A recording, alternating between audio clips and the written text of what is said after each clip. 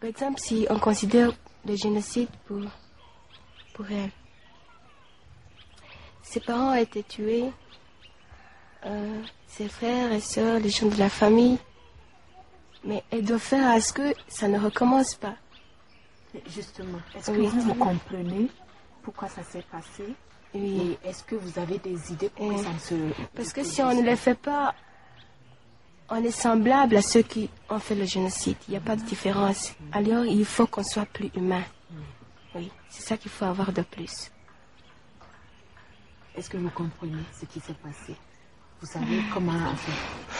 Vous arrivez à démêler les fils et à comprendre par quel mécanisme on en est arrivé au génocide? En tout cas, je ne savais pas moi. J'étais enfant. Vous ne comprenez pas vraiment. Ça reste incompréhensible pour vous. Mais avant, il y avait des signes. Mais on ne pensait pas qu'on peut venir et tuer toute la famille. Et on ne pense pas. Mais il y avait des signes et on faisait le choix pour aller à l'école secondaire. À l'école primaire, on étudiait, mais en passant qu'on ne peut pas continuer l'école secondaire. Et si tu gagnais l'examen national, on te remplaçait par un autre et tu perdais comme ça. Donc il y avait déjà des discriminations. Ah oui. En tout cas. Et vous le sentiez déjà?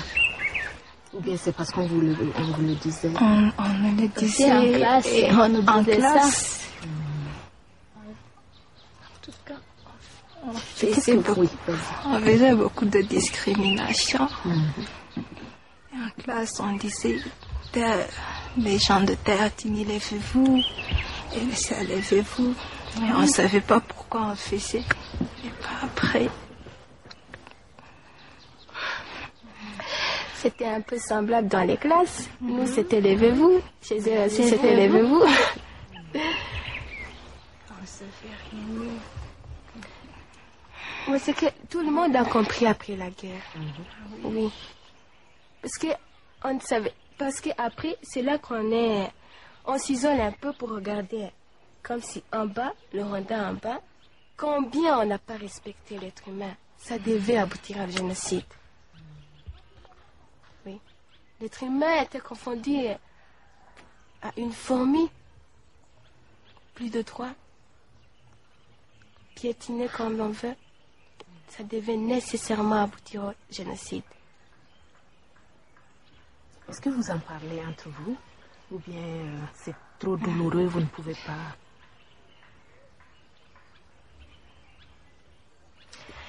C'est pas beaucoup qui en parlent. C'est dur pour en parler. C'est qu'on est vraiment arrivé à se sortir de soi-même et être objectif. Oui. Les uns, c'est parce que c'est à cause du traumatisme, de beaucoup de souvenirs. Les autres, c'est à cause des mentalités qui perdurent, des mauvaises mentalités. Ça.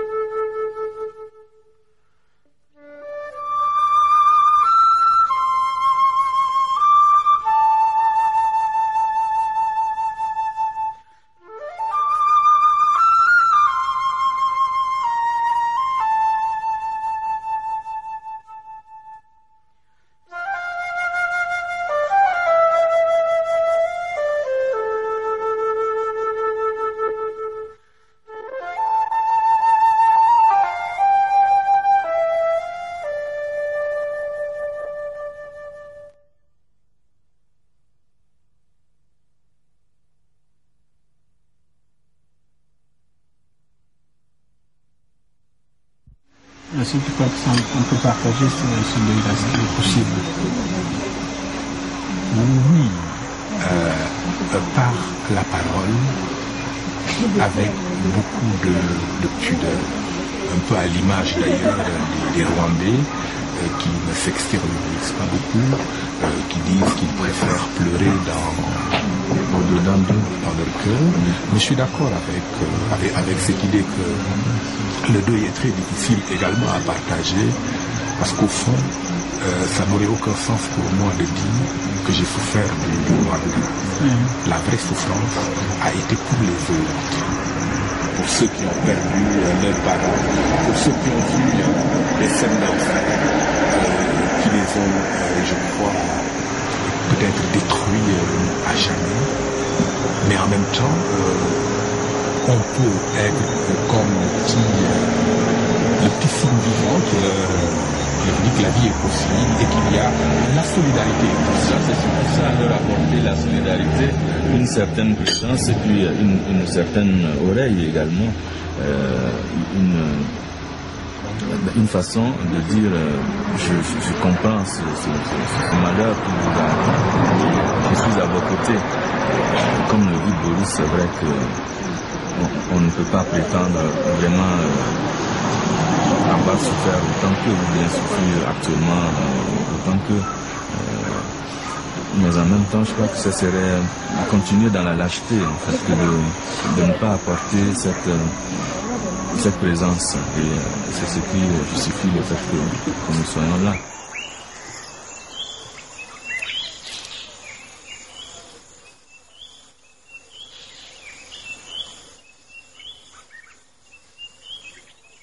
L'imagination est en même temps bloquée et en même temps foisonnante.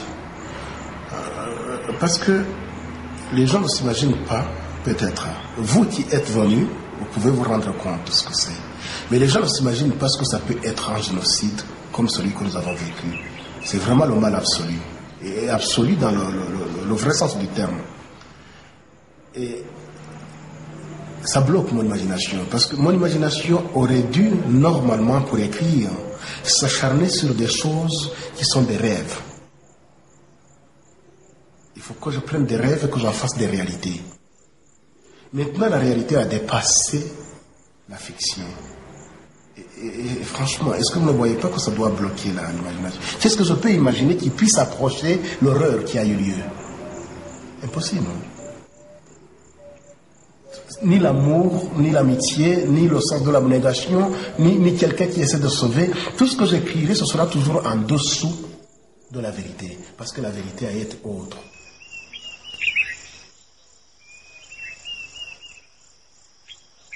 Je rêve d'un monde meilleur, je rêve d'un Rwanda renaissant, qui casse les mesquineries. Je rêve de tout ça.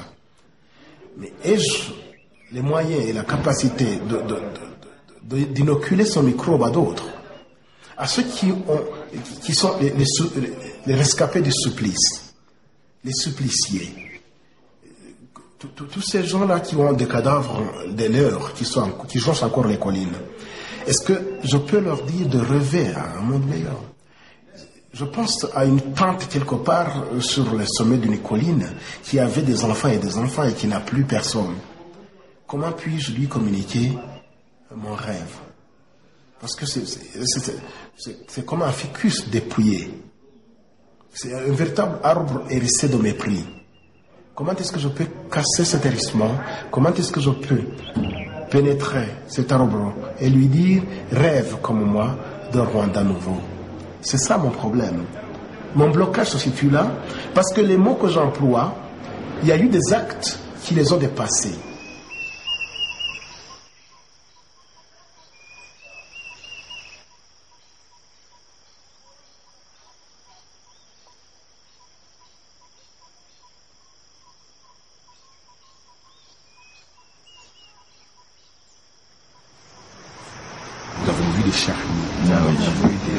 Des centaines de milliers de corps entassés dans des églises. Et pour moi, ça a été un choc très violent.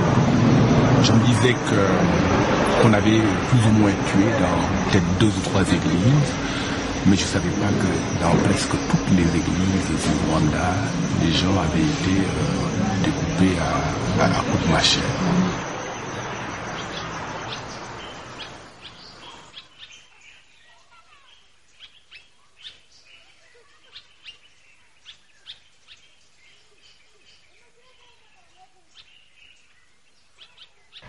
En même temps, individuellement, ça doit être difficile pour les gens qui ont perdu les leurs. C'est trop difficile.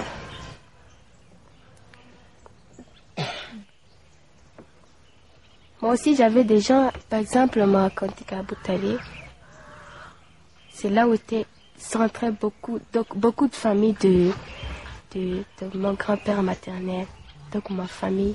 Il y a aussi il y avait aussi d'autres coins, mais à Boutali, c'était beaucoup concentré. Il n'y a plus personne.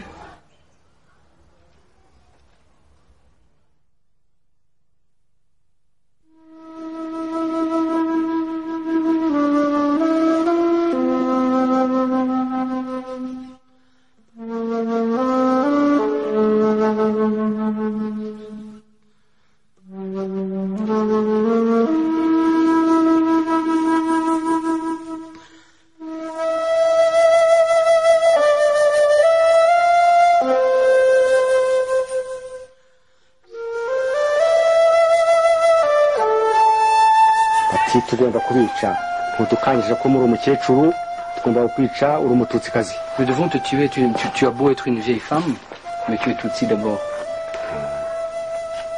Asigaye turagenda turahunga tujya ku mashuri kiliziya y'Imana bamaze kuyisenya. Les autres sont partis, il a pu être escapé, ils ont fui, ils sont partis ailleurs.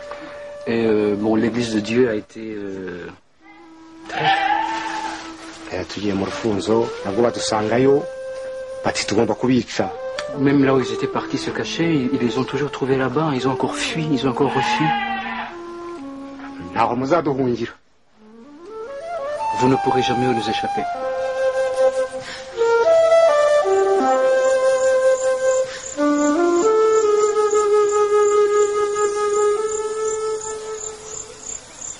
kubera iki ukora kano kazi? Aka kazi rero ukakora ni ngombwa, c'est nécessaire. Ni ukurinda ubuhanga bwa bene wacu. C'est protéger les crânes de ses compatriotes et de ses frères. Kuko bari batangiye kuyibabwiba. Et parce qu'il y en a qui ont disparu. Il faut quelqu'un qui protège ça. Tugomba kwashyiraho abakozi bakaburinda. Il faut qu'il y ait des gens ici qui restent ici tout le temps pour protéger ça, pour protéger ce site en fait.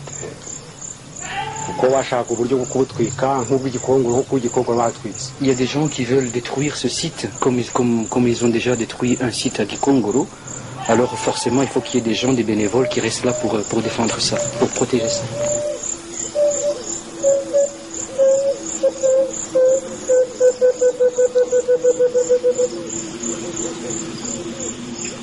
Mabanza, 10 000 morts. Kibuye, 30 000 morts. Nyamata, 12 000 morts. Goma, 25 000 morts. Murambi, 40 000 morts. Yakizu, 21 000 morts. Kichukiro, 15 000 morts. Maraba, 75 000 morts.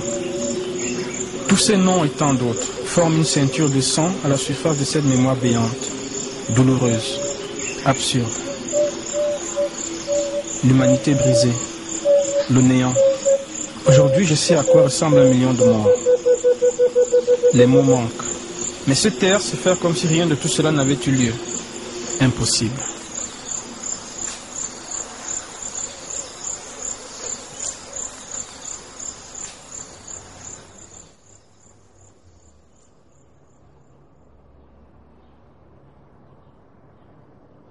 Le génocide, un peu de moi, était organisé par une clique de dirigeants Hutus.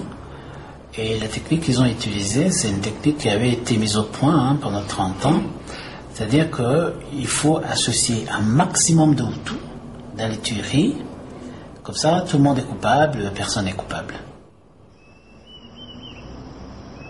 Au décours du génocide, on s'est retrouvé dans une situation où il y a une grande majorité de Hutus qui étaient compromis dans le génocide. Une grande partie, donc... une situation qui était tellement difficile à gérer, quoi, dans la mesure où il y avait presque tous les Hutus avaient ou trempé dedans, ou un parent avait trempé dedans, ou ils savaient quelque chose qu'ils ne voulaient pas révéler, par peur des représailles. Donc c'est une situation extrêmement difficile à gérer qui a changé complètement les données, quoi. Il y avait ça d'une part. Et puis, ce leadership, ce clique de dirigeants autour, obligeait les populations à fuir le pays, ce qui fait qu'il y avait 2 millions de Rwandais à la fin de la guerre, 2 millions de Rwandais dans les camps. 3 millions plutôt, dans les camps.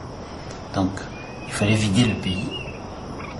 Et il disait, le FPR va se retrouver devant un pays vide. Donc, c'était la technique. Alors, arrivé de l'autre côté, donc, dans les camps de réfugiés, ils ont parfaitement encadré les camps, ils ont administré les camps, donc toute cette clique de dirigeants Hutus, génocidaires, ils ont obligé, et ce qui est très très très drôle, et probablement la plupart des gens, donc les gens qui ne connaissent pas le Rwanda ne sont absolument probablement pas au courant de ça, la communauté internationale a participé de façon effective, puisque c'est la communauté internationale qui a livré les vivres à ces cliques, et une partie de ces vivres était utilisée pour l'achat des armes, et au sud du Haut-Commissariat des Nations Unies, pendant 2 ans, de 1994 à 1996.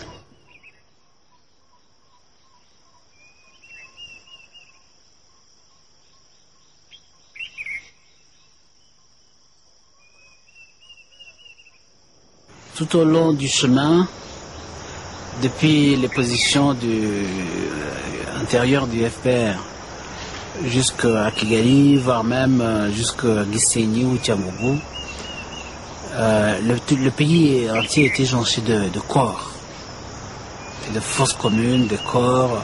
En fait, tout le pays sentait mauvais, quoi. Sentait le cadavre partout. Il y avait des corps partout, le long de la route, dans les maisons. Donc toute la campagne sentait mauvais.